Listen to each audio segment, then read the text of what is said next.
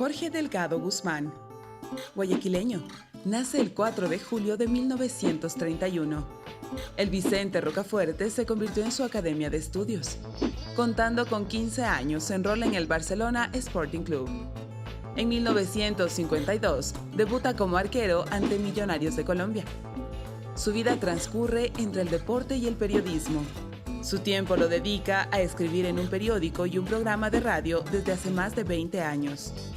Fue protagonista durante mucho tiempo en un programa deportivo en televisión. Preparador físico de equipos como Emelec, 9 de octubre, Liga Deportiva Universitaria de Guayaquil y Barcelona. Seleccionado del Ecuador en 1953. Jorge Delgado Guzmán sonríe a cada pregunta. La vida es su desafío diario y se dice aquí estoy.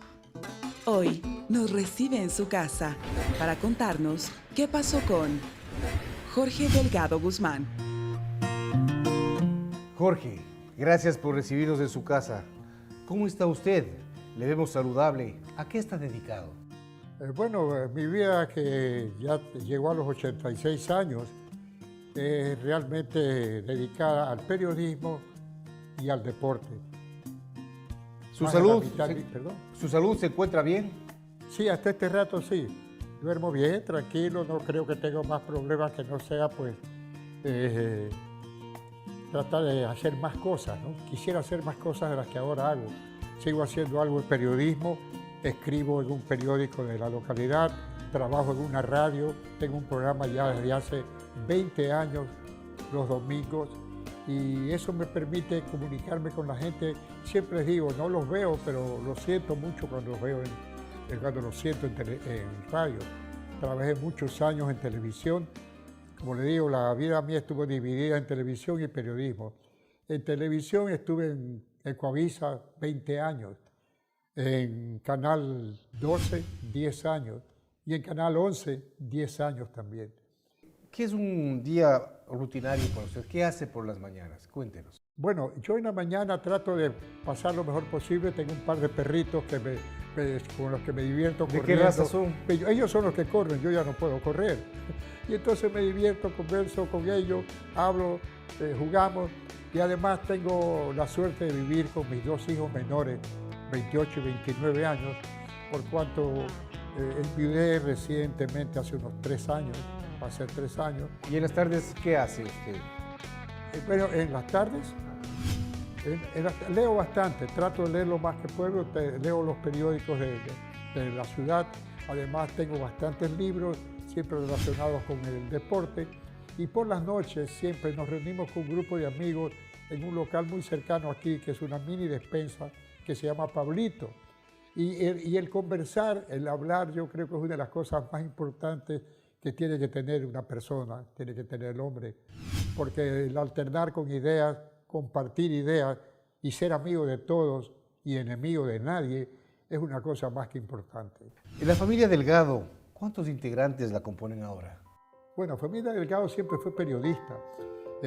Mis tíos, quizás se acuerden ustedes, los Delgado Cepeda fueron los dueños de Radio Cenit. Radio Cenit es una de las radios más antiguas junto con CRE, con Atalaya, con Radio El Telégrafo, y que impusieron un estilo de trabajo muy especial. Y entonces estas radios con mi papá, don Jorge Delgado Cepeda, mis tíos, Washington, Julio, Hugo, Luis, todos estuvieron participando en la radio. Yo a los 15 años iba a la radio y hacía de disc jockey. Ponía canciones que en esa época eran las preferidas de la juventud. ¿Qué música ponía? Bueno, los folk de esa época, las canciones de Glenn Miller, artistas que Louis Armstrong, ¿no? Que actualmente si usted les pregunta a lo mejor a algún muchacho de los actuales, les pregunta quiénes son y no van a saber, ¿no? ¿Y los boleros, los pasillos? Los boleros, pasillos no tanto. La música nacional siempre muy reservada.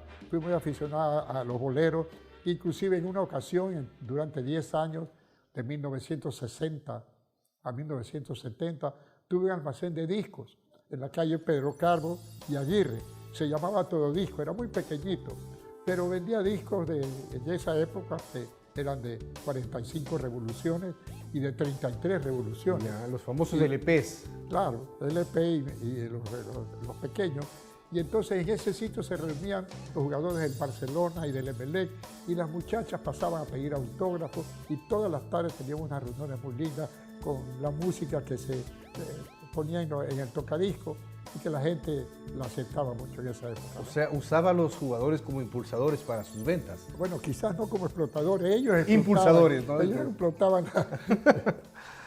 Sus nietos, ¿los mima?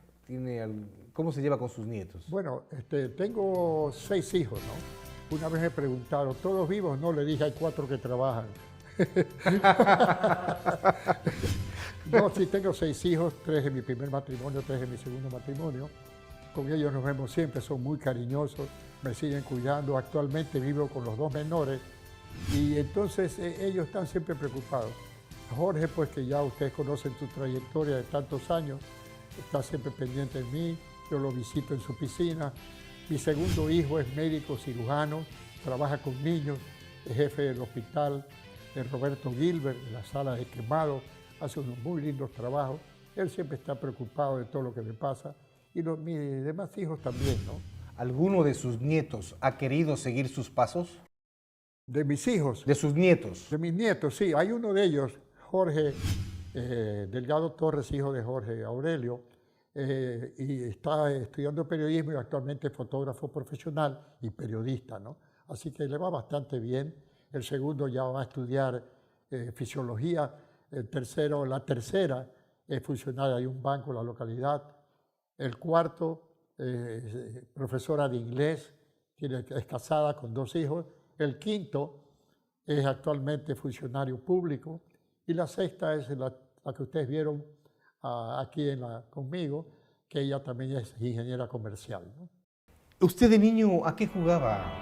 Bueno, siempre fue el fútbol mi afición principal. Jugaba con la pelota de trapo clásica de los barrios de esa época, en Payaguirre, Rocafuerte, un barrio que reunía por las tardes, todas las tardes, después de las 5:30 de la tarde, no menos 50 muchachos haciendo pelota de trapo, lo que se llamaba en esa época el bate, que era el béisbol posteriormente, y jugábamos a lo que se nos presentaba. De ese barrio salieron muchísimos deportistas, hasta presidentes de la República. León Febres Cordero vivía diagonal conmigo y disfrutamos una amistad de muchísimos años. Y en el béisbol, en el fútbol, nacieron ahí en esa esquina cualquier cantidad de periodistas, de deportistas. ¿Y algo que le recuerde más de esa época, de ese barrio?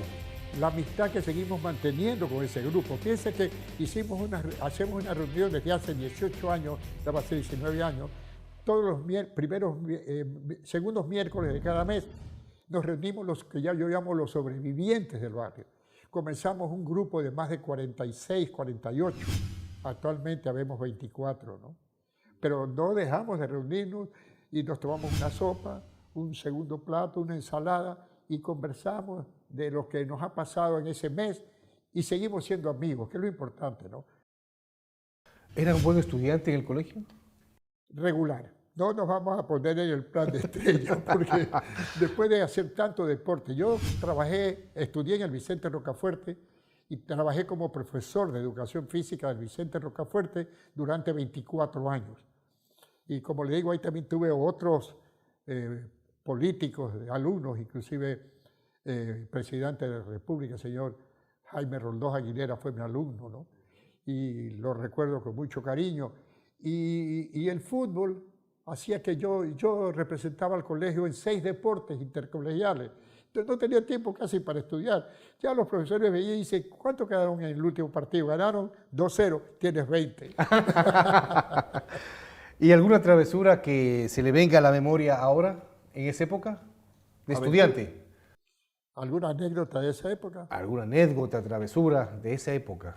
En esa época, pues, el deporte era muy, muy leal. El deporte no se hacía por intereses económicos, se hacía porque uno amaba su colegio, porque uno quería su colegio. Y lo que se ha olvidado también actualmente, las competencias intercolegiales, ya no hay. En esa época era el básquetbol, la natación, el fútbol, el vóley. Es decir, se jugaba todo a niveles intercolegiales. Las reuniones entre Aguirre Abad y Vicente Rocafuerte en fútbol, por ejemplo, significaban hacer los preliminares de los partidos internacionales que se hacían aquí en el Capo, ¿no? porque era tal la importancia de esos eventos. En el Aguirre Abad, por ejemplo, el arquero era Alfredo Bonar, el mejor arquero que ha tenido este país en toda su historia, ¿no? Y cualquier cantidad de jugadores de primera categoría. Eso ya se ha olvidado, no sé por qué. Quizás la televisión ha hecho que los muchachos se dediquen más a estar mirando la televisión y el celular que haciendo deporte. Nos contaba que enviudó hace 3 años. Sí. ¿Cómo se siente ahora? Mi segunda esposa falleció hace 3 años, una lástima.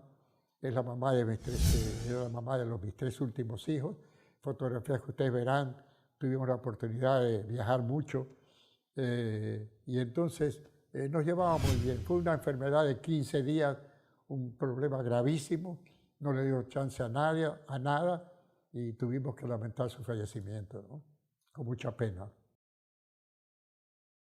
Aún vamos a escuchar más memorias de Jorge Delgado Guzmán aquí en ¿Qué pasó con? Ya volvemos.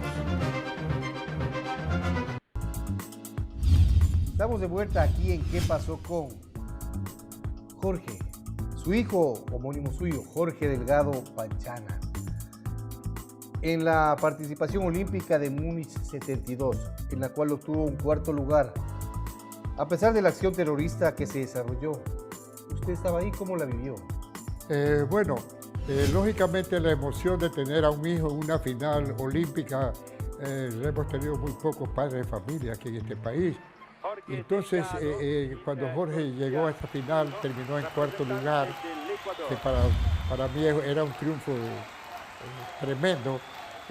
Fue un festejo muy grande, no solamente en ese momento en la Villa Olímpica. Y cuando llegó, la natación terminó un día y al día siguiente, esa madrugada, ya fue el ataque de los terroristas a la Villa Olímpica. Justamente planificábamos con Jorge ir a un museo, al Museo de Múnich. Nos gustaba mucho siempre visitar iglesias, museos, y entonces fue terrible porque fue una cosa tan sangrienta, tan especial, que yo creo que no tiene parangón el haber hecho esa barbaridad que hicieron los terroristas en los Juegos de Múnich. Inclusive al día siguiente de este evento, de este suceso, se realizó en el Estadio Olímpico de Múnich una misa campal con asistencia de todos los deportistas que estaban en ese momento en la villa. Tuvimos ocasión de estar allí y dimos pues una oración en rememoria a los que desgraciadamente fallecieron, ¿no? Fue una desgracia, una cosa tremenda que ojalá nunca más se vuelva a repetir. Y la emoción que vivió ese 4º lugar de su hijo, ¿cómo fue el estar 4º lugar a nivel en una final olímpica? Bueno, ya habíamos esto preparado para la carrera de Jorge. No comenzó en el 72, comenzó cuando él tenía 10 años de edad, 9 años de edad. Le enseñé a nadar. Y en Montreal 76, su 8º lugar en 200 metros mariposa. Fíjense que yo siempre pienso, con el tiempo que hizo Jorge en Montreal, llegando en 7º lugar, era medalla de plata en Múnich. Porque los tiempos cambian, ¿no? Jorge siguió estudiando en los Estados Unidos, se graduó en los Estados Unidos de profesor de educación física y también de administración de negocios. Así que yo creo que ese 7º lugar para mí fue tan importante como el 4º de Múnich. Perfecto. Jorge, ¿cómo nace su amor por el fútbol? Bueno, como le digo, yo en el barrio de Rocafuerte y Padre Aguirre jugaba a la pelota de trapo. Y siempre, como era malo para manejar las piernas, no tenía mucha habilidad para manejar el balón con las piernas y era bastante flaco y alto, siempre me pusieron de arquero. Y entonces en el barrio el arco era mi lugar preferido. A los 15 años me llevaron a Barcelona, me federaron por Barcelona y ya jugaba en los juveniles de Barcelona y siempre de arquero.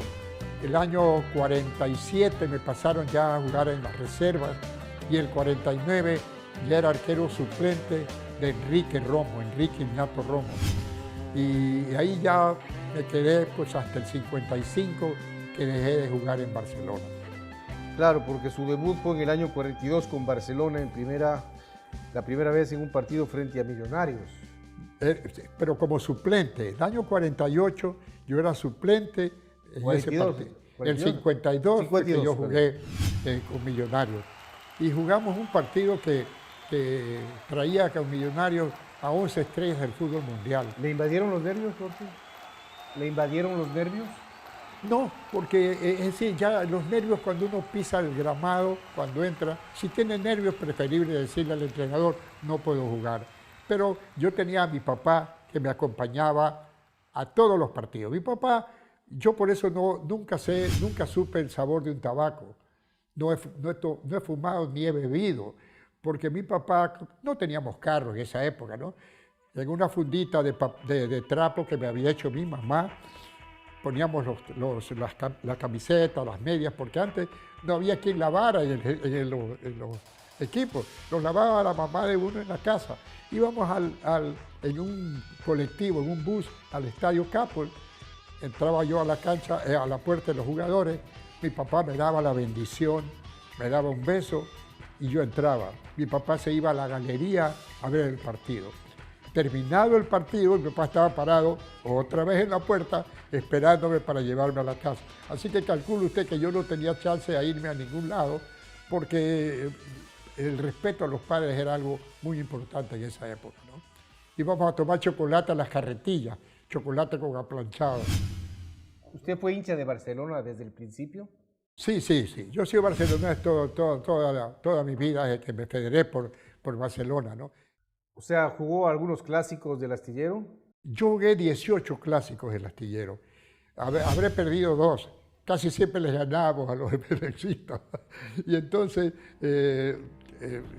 disfrutaba esos partidos. Inclusive lo recuerdo uno mucho, que jugamos en 1951 por la disputa de la Copa Galo-Plaza Lazo. Vino el presidente de la República con el palco con una copa preciosa, que es una de las pocas copas que todavía conserva Barcelona de esa época. Y jugamos contra Emelec ese clásico. Le ganamos 5-2 y yo tapé ese día 2 penales. Uno le tapé al Chinche Rivero y otro le tapé a un argentino llamado Croas. Y entonces me pidieron que yo recibiera la copa de manos del presidente. Subí al palco, don Galo Plaza, gran deportista también, me dio un abrazo y me entregó la copa. Es uno de los recuerdos más gratos que tengo de paso por Barcelona. En esa época se jugaba la camiseta, ya que eran campeonatos amateurs. Claro, no se ganaban sueldos, no teníamos sueldos. A mí me daban, por ejemplo, 50 sucres por un partido para que fuera al cine, porque tenía 19 años, 18 años, entonces no tenía otra atracción que ir al cine o ir a comer algo a un buen restaurante. Los demás, en Barcelona nadie cobraba sueldos si no se les daba una especie de bonificación. Yo me acuerdo, había un jugador de Barcelona, Jorge Cantos, que antes de los partidos salía a la boca del túnel, porque todos los partidos eran en el Capul. Salía a la boca del túnel, miraba cuántos habían, entraba y decía, muchachos, nos toca 200 sucres por cabeza. De acuerdo al público que había en ese momento en el estadio, ¿no? ¿Y jugó usted en el estadio El Arbolito en Quito? Sí, ese fue mi primer estadio jugando en la sierra, porque no había más estadio que el Arbolito. Se llamaba así porque tenía un árbol muy grande que cubría parte de la tribuna. Y casi siempre la gente buscaba ese arbolito para el sol. Antes íbamos los días sábados a Quito a jugar, porque íbamos en un avión de 2 motores de hélice. Demoraba 1 hora 5 el viaje de Guayaquil a Quito. Llegábamos, jugábamos el domingo y regresábamos el lunes, porque después de la 1 de la tarde ya nadie salía de Quito del aeropuerto porque no había instrumentos necesarios como para tener la seguridad de un buen vuelo, ¿no? Así que regresábamos el lunes y muchas veces los domingos, después de los partidos, teníamos que almorzar en la policía porque se armaban unas broncas, se armaban unos tremendos pugilatos, ¿no? Sobre todo cuando jugábamos con el Aucas. Era el equipo que casi siempre terminaba en bronca el asunto. Ya. ¿Y con el Argentina de ese También jugamos con el Argentina, con el Gladiador, el Aucas, que era el equipo clásico, con los hermanos Garnica en la delantera. Eran 2 jugadores que le pegaban a la pelota como con fierro, le daban una patada tremenda, a una pelota que, como usted ha podido apreciar, era de cuero de vaca. en una pelota dura, fuerte, que cuando se mojaba, y casi siempre en Quito llovía o había un rocío en la mañana que mojaba la pelota, era difícil aprisionarla. Era una Además, piedra. no jugábamos con guantes, ningún arquero de esa época tapaba con guantes. Esa es la razón porque las manos, como usted verá, me enseñaba las manos que... las tenía pues todas torcidas. El único que me gana en manos chuecas es Manga, el arquero. ¿Por qué lo gana? Porque se las tiene más chuecas que yo todavía. Con la llegada de Ansaldo al Barcelona, ¿le banquearon? Sí, automáticamente yo me di cuenta y yo cuando llegó Ansaldo, yo recuerdo haberle dicho, Pablo, usted va a ser un gran arquero. Estábamos vistiéndonos en el camerino. Usted va a ser un gran arquero, va a ser un gran portero. Trate de arreglar su situación económica porque ya el fútbol estaba en esa época produciendo algo más. Cuando me di cuenta que ya yo no tenía chance para superar el saldo, preferí salir y dedicarme a la educación física trabajando con equipos de fútbol de primera categoría, ¿no? Y hay una anécdota que me comentaron en el torneo Azoguayas del año 64. Al lesionarse Magregue y usted lo reemplaza. Jugábamos un torneo nacional. El partido de ese día era con el 9 de octubre. Yo no estaba equipado como arquero. Como arquero estaba Ordeñana y Mayeré. Mayeré se lesiona y Ordeñana en el calentamiento se daña una mano. Y en ese momento me tuvieron que equipar. Yo ya no jugaba mucho tiempo y tuve que tapar 45 minutos por Emelec.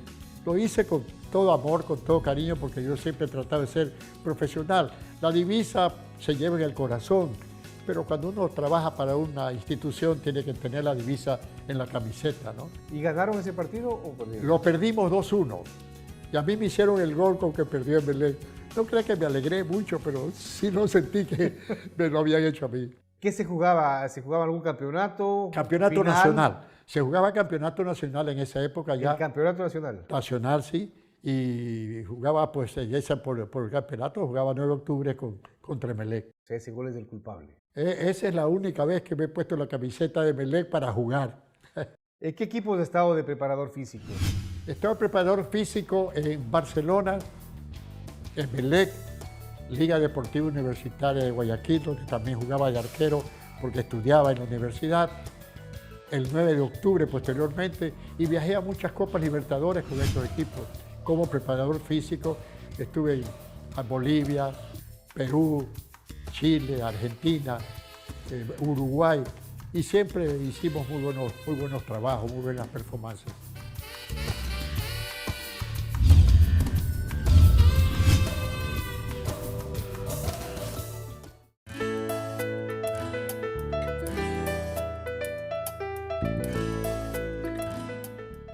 Jorge, su padre también fue arquero. Sí, mi papá, a quien le decíamos cariñosamente Don Geo, fue arquero del Patria en la época de 1924-1925. Calcule usted, él también tenía en esa época 20 años. Un equipo decano del fútbol guayaquileño, es una especie como de Aucas en la sierra, un equipo de tradición de barrio, de provincia, de amigos, de todo. ¿Jugó con Alberto Spencer? Alberto Spencer en el año 49, o el 50 me parece, antes de irse a Montevideo, yo reforcé al Patria en un partido amistoso con Everett, justamente por la trayectoria que ya se iniciaba para Alberto. Y Alberto me hizo un gol de cabeza. Yo lo recuerdo mucho porque no es que me lo dejé meter, pero que le haga un gol a uno, Alberto Spencer, ya era un honor. Así que yo creo que algo de complicidad hubo también de mi parte, ¿no? ¿Fueron amigos con él? Íntimos amigos, lo entrevisté y lo visité en muchos de los sitios donde él trabajaba, en Paraguay, en Chile, y cuando llegaba al Ecuador siempre me iba a buscar a mí, porque nos íbamos a tomar un café, a conversar, a comer, muy amigo de Jorge, gran admirador de Jorge Delgado Panchana. Íbamos a la piscina, él hacía ejercicio en la piscina, nadaba, porque sabía que necesitaba mantenerse en forma muchas veces para su condición de entrenador, que en esa época ya era entrenador, no era jugador. ¿Cómo nace el periodismo deportivo en usted? Ya le digo, Mi familia, toda mi familia fue periodista, toda mi familia. Entonces este asunto del periodismo nace cuando yo comienzo a trabajar en Ecoavisa y me doy cuenta que para ser profesional había que tener un título. Me matriculé en la Universidad Laica Vicente Rocafuerte a los 52 años de edad, cuando la profesora empezó a decir, a reconocer los que estaban en el aula y preguntaba fulano, tal, me tocó a mí. Lo confundían como profesor. Como profesor. Y entonces me preguntaron, sí, yo tengo 52 años de edad, soy el alumno más viejo que hay en la Universidad Laica Vicente Rocafuerte. Y me gradué de periodista profesional 4 años después. Y esto me ha servido mucho porque me han reconocido a niveles de trabajo el título, ¿no? Que es algo muy importante. Creo que debería ser una obligación. Entiendo que es así para poder trabajar en determinada actividad, tener por lo menos su título para indicar que hay conocimiento de lo que se va a hablar. ¿La radio o la televisión? Yo prefiero la televisión, o la prefería la televisión cuando todavía el aspecto físico me permitía estar en la televisión. Ahora último, cuando trataron de hacer un programa de televisión, me dijeron que hiciera una película de misterio, porque ya lucía como alguno de los fantasmas de alguna de las películas. Entonces, la radio me permite comunicarme con todos sin tener que verlos. Los quiero y los estimo muchísimo. Sé que todos están escuchando.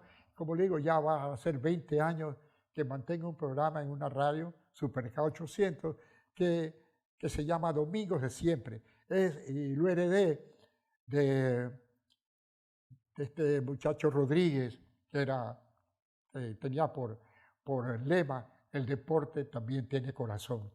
Y ese es el lema que mantenemos aún en esa programación. ¿Ha vivido algún mundial de fútbol con la selección del Ecuador?